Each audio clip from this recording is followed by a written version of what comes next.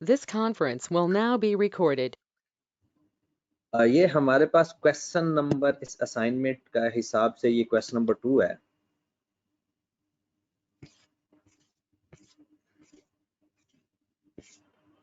और इस क्वेश्चन की जो रिक्वायरमेंट है वो है कि आपने ग्रॉस प्रॉफिट और नेट प्रॉफिट रेक्टिफाई करना है। ग्रॉस प्रॉफिट और नेट प्रॉफिट आपने रेक्टिफाई करना है। इसके दो तरीके हैं, एक कि आप एंट्रीज दिमाग में पास करते जाओ और डायरेक्ट उसका इफेक्ट लेते जाओ, या दूसरा कि वर्किंग में एंट्रीज पास कर लो और उसके बाद इफेक्ट लो। तो पेपर में याद रखें, आपने वर्किंग बाद में करनी है, सोल्यूशन पहले करना है, और सोल्यूशन के फौरन बाद वर्किंग होनी चाहिए। ये नहीं कि शीट के एंड पे नहीं, बल्कि आपके जहां पर आपको लगता है कि सोल्यूशन खत्म होगा उसके बाद नेक्स्ट पेज से वर्किंग स्टार्ट कर देनी है। तो यहाँ पर हम वर्किंग की हेडिंग दे देते हैं। तो लिखा हुआ है the accountant of BA enterprises prepared a statement of comprehensive income for the year ended December 31st 2013 which showed gross profit, जिसका ग्रॉस प्रॉफिट 1050 है और net profit 650,000। The company sell goods at cost plus markup. ये आपको profit percentage दे दी गई कि goods at cost plus markup, मतलब अगर cell से कॉस्ट या कॉस्ट से सेल वैल्यू फाइंड करनी पड़ जाए तो क्वेश्चन के अंदर एक परसेंटेज गिवन है। The following errors and omissions were found on a detailed review of the financial statement. सबसे पहले उसने कहा है कि जनाब अगर आप इसको गौर से देखें,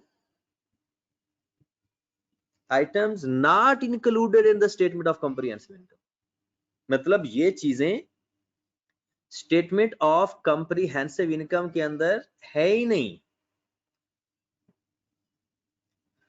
तो कौन कौन सी चीजें हैं? सबसे पहली चीज, free samples costing 25,000 were sent to potential and regular customer.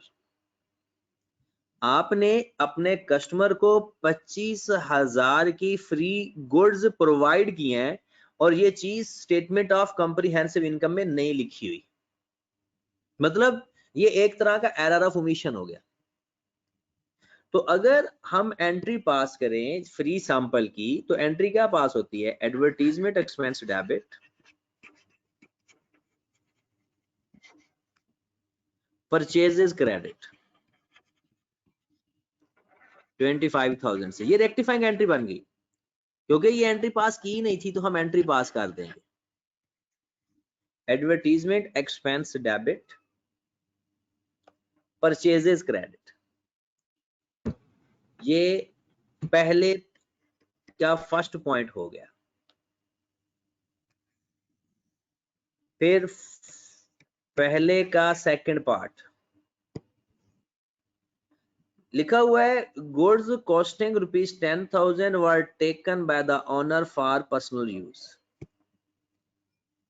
Goods 10,000 taken by the owner for personal use and goods having sale value, यहाँ पर जरा ध्यान देना है, goods having sale value 2,500 were used for office repair। 10,000 की चीजें personal use के लिए निकाल ली, 2,500 जिनकी सेल वैल्यू है वो ऑफिस पर्पस के लिए इस्तेमाल की। तो सबसे पहले तो 10,000 की एंट्री पास करते हैं ना, ड्राइंग्स डेबिट परचेजेस क्रेडिट, ये चीजें रिकॉर्ड नहीं हुई, सिंपल रिकॉर्ड करना है 10,000 से। और जो ऑफिस रिपेयर के लिए इस्तेमाल कर ली तो office repair debit, purchases credit. बस एक बात आप बता दें मुझे, ये जो उसने ऑफिस रिपेयर की 2,500 वैल्यू बताई है ये सेल वैल्यू है। जब भी कोई पर्सनल या बिजनेस यूज के लिए गुड्स निकाली जाए वो हमेशा कॉस्ट प्राइस पे आती हैं, अपनी सेल प्राइस पे नहीं आती। सेल प्राइस पे सिर्फ एक ही चीज आती है जब चीज सेल करते हैं बस, अदरवाइज कॉस्ट या lower of cost and NRV। Done होगी बात। तो आप लोग ये ऊपर आपको प्रॉफिट परसेंटेज गिवन है, यहां पर अगर गौर करें तो इस प्रॉफिट परसेंटेज को 2500 के ऊपर अप्लाई कर दें, आपके पास उसकी कॉस्ट फाइंड हो जाएगी। कॉस्ट प्लस 20% है, मतलब यहां पर अगर हम वर्किंग करें, कॉस्ट 100 है तो 120 सेल है, 2500 आपके पास 120% है। ठीक होगी बात। तो 2500 को 120 पे डिवाइड कर देंगे और 100 से मल्टीप्लाई करेंगे तो हमारे पास कॉस्ट आ जाएगी। तो ये तो फाइंड करना आता है ना। कितनी अमाउंट आ रही है, जरा अमाउंट बता दे कोई। 2083 2083।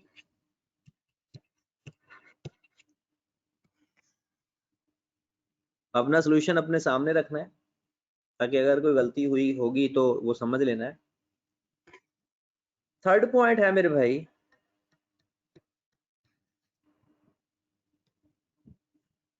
Unpaid salaries. अनपेड सैलरी की किसी को एंट्री आती है? अनपेड सैलरी, अनपेड सैलरी की entry, salary to salary payable, entry pass होती है सैलरी टू सैलरी पेएबल या salary to unpaid salary. Got it. तो उसके बाद वो कहते हैं अनपेड सैलरी और ट्रांसपोर्टेशन एक्सपेंसेस पेएबल, ये भी रिकॉर्ड नहीं हुए क्योंकि इस तीनों ट्रांजैक्शन के बारे में उसने स्टार्ट में कह दिया ये ट्रांजैक्शन रिकॉर्ड ही नहीं हुई। तो रिकॉर्ड करने के लिए जब अनपेड सैलरी है उसकी एंट्री पास होती है salary debit accrued salary credit.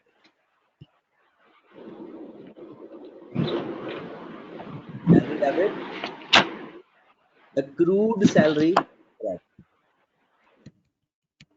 Done. और ट्रांसपोर्टेशन चार्जेस भी अनपेड हैं, जिसे हम कैरेज इन भी कह सकते हैं क्योंकि इनवर्ड है, carriage in to carriage payable.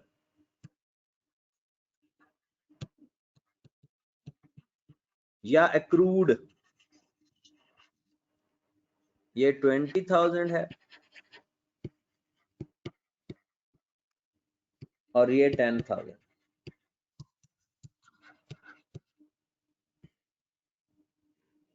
ये हमारी पहली ट्रांजैक्शन कंप्लीट होगी उनके तीनों parts.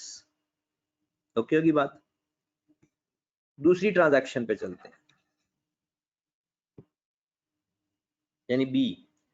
Old furniture were sold for 3,000 and entered in the sales day book. कहता है कि ओल्ड फर्नीचर बेचा है जिसको सेल्स डे बुक में लिख दिया, जिसको सेल्स डे बुक में लिख दिया। The book value of these item were 2,000। वो ओल्ड फर्नीचर जो आपने बेचा है ना उसकी जो बुक वैल्यू है वो 2,000 थी और कुछ नहीं बताया हुआ। तो इसके बाद इस यही समझेंगे कि सिर्फ वही एंट्री पास होंगी जिसकी इंफॉर्मेशन गिवन है। 2,000 वाला एसेट हम 3,000 में बेच रहे हैं, ये इसकी करेक्ट एंट्री क्या होगी भला?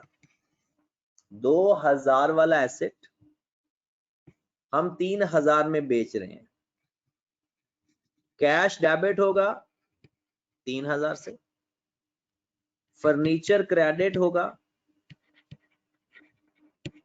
2,000 से, प्रॉफिट एंड लॉस अकाउंट या गेन और डिस्पोजल 1,000। ये एंट्री पास होगी। आप कहेंगे सर अक्यूमुलेटेड डेप्रिसिएशन क्यों नहीं आ रहा? अक्यूमुलेटेड डेप्रिसिएशन के ना आने की वजह क्योंकि उसने कॉस्ट नहीं बताई। तो हम ये अज्यूम करेंगे कि ये अकाउंट बुक वैल्यू पे बन गया है। तो जब अकाउंट्स बुक वैल्यू पे बनते हैं तो अक्यूमुलेटेड डेप्रिसिएशन नहीं आती। इसकी रॉन्ग एंट्री उसने क्या पास की? कैश या डेटर डेबिट सेल्स क्रेडिट, उसने ये एंट्री पास कर दी, हमने इसकी रेक्टिफाइंग एंट्री पास कर दी। कैश या डेटर, क्योंकि डे बुक की बात की है तो डेटर को भी कह सकते हैं, डेबिट करने थे, डेबिट हो चुके हैं। फर्नीचर क्रेडिट करना था वो नहीं किया, profit and loss account credit करना था वो भी नहीं किया, गलती से सेल को क्रेडिट कर दिया। तो करो जरा रेक्टिफाई, जो गलत क्रेडिट किया उसको डेबिट कर देंगे, और जो उसने रिकॉर्ड नहीं किया, 2000 से फर्नीचर क्रेडिट नहीं किया और 1000 से गेन ऑन डिस्पोजल क्रेडिट नहीं किया। यहां तक बात ओके है? आगे चलते हैं। Transaction number C,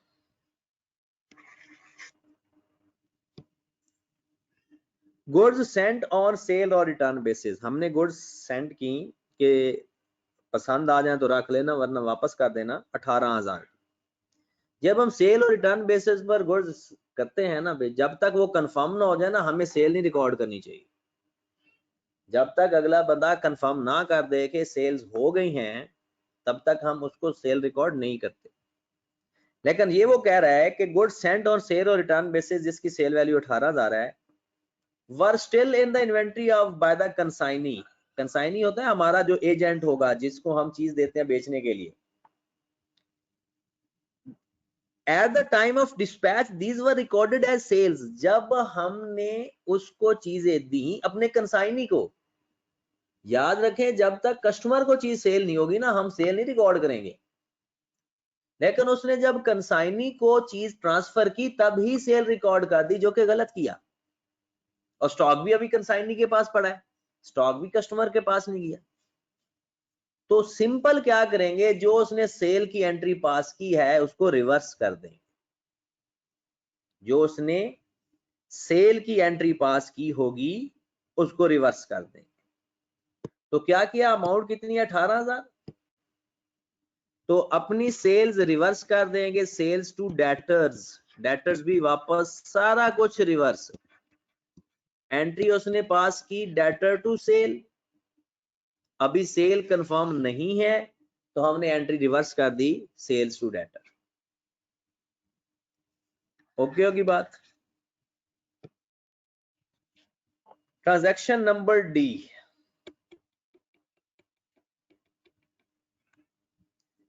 ₹24,500 were paid to a creditor as full and final settlement of ₹25,000 and debited to purchases। लो जनाब, हम अपने क्रेडिटर को पेमेंट कर रहे हैं और डेबिट कर दिया परचेजेस को। परचेज को तो डेबिट करना ही नहीं था। देखें एंट्री पास ये होनी थी, करेक्ट एंट्री। जब हम क्रेडिटर को पेमेंट करते हैं तो क्रेडिटर्स डेबिट होते हैं, कैश और डिस्काउंट रिसीव्ड क्रेडिट करते हैं। जैसे इसमें क्या करना था, 25,000, 24,500 और 500, ये करेक्ट एंट्री है। अब गलती जरा गौर से देखिए, उसने कहा डेबिटेड टू परचेज अकाउंट, मतलब उसने जो डेबिट चीज करनी थी उसको डेबिट नहीं किया, बल्कि इसकी जगह परचेजेस को डेबिट कर दिया। यानी जब क्रेडिटर ने पेमेंट करनी थी तो लायबिलिटी कम हुई थी, गलती से परचेजेस को डेबिट किया और इसके बारे में कुछ नहीं बताया, तो ये अज्यूम किया जाएगा कि कैश के अकाउंट में और डिस्काउंट रिसीव्ड के अकाउंट में सही ट्रांजैक्शन की। तो करना था क्रेडिटर को डेबिट, ये रेक्टिफाइंग एंट्री पास करने लगा, तो क्रेडिटर्स को डेबिट कर देंगे 25,000 से। परचेजेस का कुछ भी नहीं करना था जो उसने डेबिट कर दिया, परचेजेस का कुछ भी नहीं करना था, और उसको उसने डेबिट कर दिया तो परचेजेस को वापस क्रेडिट कर दे। जिस इंफॉर्मेशन के बारे में वो बात नहीं बताएगा हम भी नहीं लिखेंगे। जो उसने डेबिट चीज की गलती की तो डेबिट वाली साइड सही करेंगे, क्रेडिट वाली कोई चीज गलत की तो क्रेडिट साइड ठीक करेंगे। डन होगी बात। उसके बाद है sale day book was over cast. ये कास्टिंग एरर बड़े मजे के होते हैं। आपने सेल ज्यादा लिख दी, आपने सेल्स ज्यादा लिख दी, सेल कम कर दो, सेल्स टू सस्पेंस अकाउंट 30,000 से।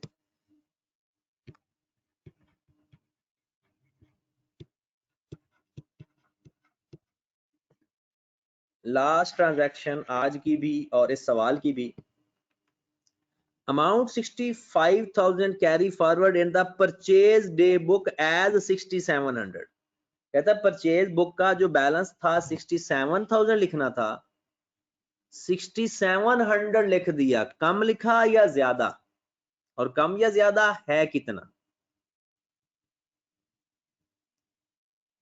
हाँ जी, 67,000 से 7,500 लिखा, 60,300 से परचेजेस कम लिखी, तो लिख देते हैं परचेजेस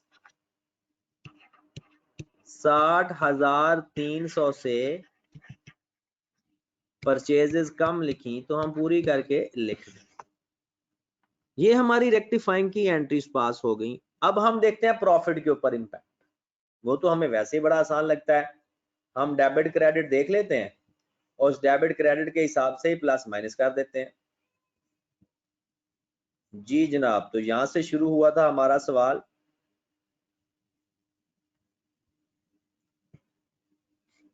आपने वो तमाम चीजें ढूंढनी हैं जो स्टेटमेंट ऑफ कॉम्प्रिहेंसिव इनकम के अंदर आती है।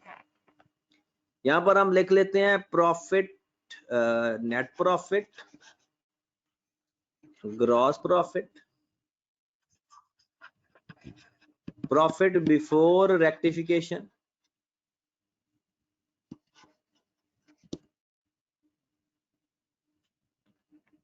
हाँ जी, प्रॉफिट बिफोर रेक्टिफिकेशन कितना है?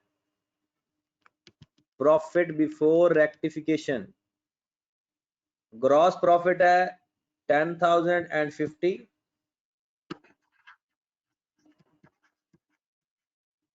और नेट प्रॉफिट है 650,000।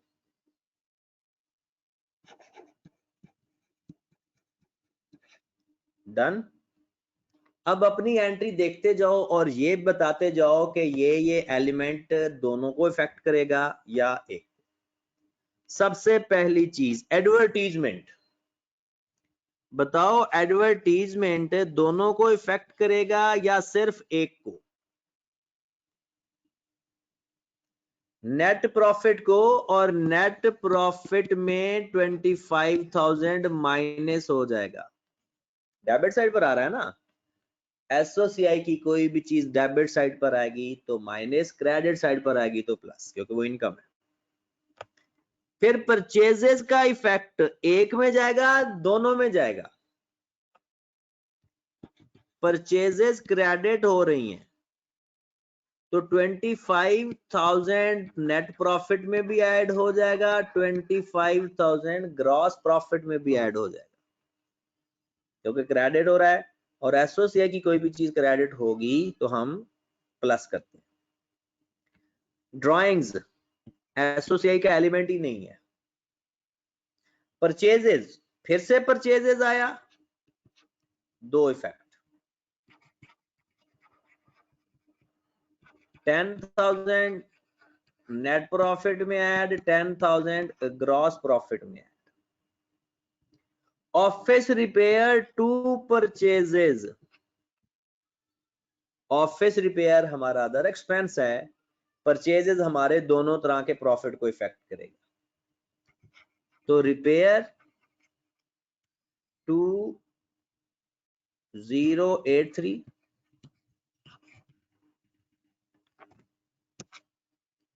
और परचेजेस 2083 2083।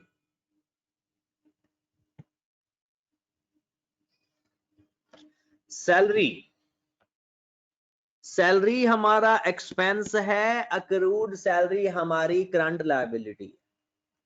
सैलरी हमारा एक्सपेंस है और अक्रूड सैलरी हमारी लायबिलिटी है। तो हमने तो सिर्फ एसओसीआई के आइटम को देखना है। सैलरी 20,000 से नेट प्रॉफिट को कम करेगी, ग्रॉस प्रॉफिट को कुछ नहीं कहेगी। कैरेज इन या ट्रांसपोर्टेशन इन 10,000 से नेट प्रॉफिट को भी कम करेगी और 10,000 से ग्रॉस प्रॉफिट को भी कम करेगी, क्योंकि कैरेज इन परचेजेज में ऐड होता है। परचेजेज में ऐड होने का मतलब प्रॉफिट कम आता है। प्रॉफिट कम आता है, ओके होगी बात। नेक्स्ट हमने रेक्टिफाइंग एंट्री को देखना है बस। सेल्स डेबिट हो रहा है, दोनों में इफेक्ट करेगा। फर्नीचर क्रेडिट हो रहा है, किसी को इफेक्ट नहीं करेगा। गेन और डिस्पोजल सिर्फ नेट प्रॉफिट को इफेक्ट करेगा। तो सेल्स मेरे भाई 3000 से माइनस हो जाएंगी दोनों में। 3000 से माइनस हो जाएगी दोनों में, डेबिट साइड हो रहा है। और गेन और डिस्पोजल 1000 से नेट प्रॉफिट में ऐड हो जाएगा, लेकिन ग्रॉस प्रॉफिट को इफेक्ट नहीं करेगा। नेक्स्ट फिर सेल डेबिट हो रही है और डेटर्स क्रेडिट हो रहा है। सेल दोनों को इफेक्ट करेगा और डेटर किसी को इफेक्ट नहीं करेगा। तो सेल यहां पर मैं नीचे लिख देता हूं, ये रेज कर देता हूं, तो ये आपने नोट कर लिया होगा। हाँ जी, सेल्स डेबिट हो रही हैं तो 18,000 से नेट प्रॉफिट भी कम और 18,000 से ग्रॉस प्रॉफिट भी कम। लो जनाब, next D transaction, creditor to purchases. Creditor to purchases credit हो रहा है, तो परचेजेस का इफेक्ट दोनों में जाएगा। 25,000 नेट प्रॉफिट में ऐड और 25,000 ग्रॉस प्रॉफिट में add. And last transaction is, sorry, second last, sale to suspense. ये दोनों साथ ही लेकर चलते हैं। Sale to suspense, sale debit हो रहा है, दोनों में इफेक्ट करेगी, सस्पेंस अकाउंट का कोई रोल ही नहीं है। और परचेज भी दोनों से माइनस होगी, सस्पेंस अकाउंट का कोई रोल नहीं है। तो सेल्स लिख लेते हैं जनाब, डेबिट हुई हैं 30,000 से, प्रॉफिट भी कम और ग्रॉस प्रॉफिट भी कम। Sales and last one is, आखिरी ट्रांजैक्शन क्या, परचेज के नाम से 60,300। परचेज डेबिट है तो माइनस। लो जनाब, ये हमारा ग्रॉस प्रॉफिट भी ठीक हो गया और नेट प्रॉफिट भी ठीक हो गया। तो कोई अगर कैलकुलेट कर रहा है या साथ साथ उसने वैल्यू लिखी है, नेट प्रॉफिट एक स्टूडेंट का आंसर आया है 544,700, चेक कर लीजिएगा। ये करेक्ट अमाउंट काइंडली अपनी अपनी वेरीफाई कर लें। तो लो जनाब, बस इतना ही आज हमने पढ़ना है और ये सवाल आपने कंप्लीट हो गया हमारा सवाल। कल के लिए आपके दो सवाल हैं, क्वेश्चन नंबर 3 और क्वेश्चन नंबर 4। मतलब इस असाइनमेंट के आखिरी दोनों सवाल आपने करने। एक के ऊपर प्रॉफिट पर इंपैक्ट बताना है और दूसरे के लिए एंट्रीज भी पास करनी है, प्रॉफिट भी ठीक करना है और सस्पेंस अकाउंट भी बनाना है। तो कल इंशाल्लाह इन दोनों सवालों को डिस्कस करेंगे, बट पहली शर्त ये आपने करने जरूर है। ठीक होगी बात? ओके जी, अल्लाह हाफिज।